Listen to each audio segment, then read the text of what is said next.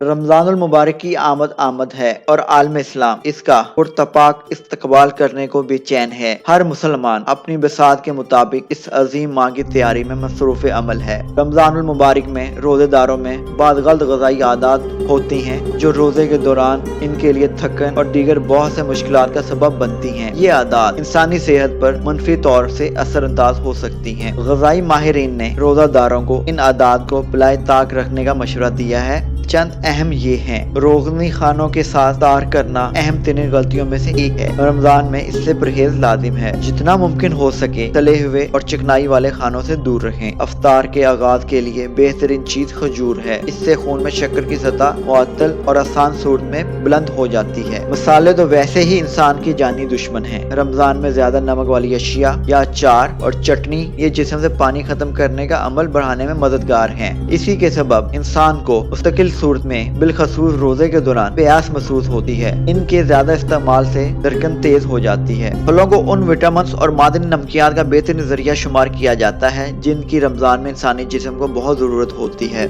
इसी तरह ये मोटापा और वजन कम करने में मददगार साबित होते हैं। इसीलिए ये बहुत अहम है कि आप माह रमजान में मौसमी फलों का इस्तेमाल जरूर करें। बहुत से लोगों का ख्याल है कि सहरी के वक्त बहुत सारा पानी पीना रमजान में पूरे दिन जिस्म को प्यास से बचाता है। अहम सहरी के वक्त बहुत ज्यादा पानी पी लेने से गुर्दे का काम बढ़ जाता है। वो पानी से छुटकारा हासिल करें। इस तरह पेशाब की रगबत बढ़ जाती है और ये चीज दिन भर प्यास में इजाफे का सबब बन सकती है। इसीलिए तिब्बी माहिरीन सहरी के वक्त पानी वाले फलों के इस्तेमाल की ताकीद करते हैं। इनमें तरबूज, खरबूजा, सेब वगैरह शामिल हैं। ये फल रोजे के दौरान जिस्म में बतदरीज पानी छोड़ने का काम करते हैं। पानी पीने के अमल को अफ्तार से सहरी तक के औकात में तकसीम करना चाहिए। ये नहीं कि सिर्फ सहरी के वक्त इस पर पूरी तवज्जो मरकूज कर दी जाए। इफ्तार के वक्त बराह रास्त ठंडा पानी पीना मैदे और आंतों की जानिब खून की गर्दिश कम करने का सबब बनता है।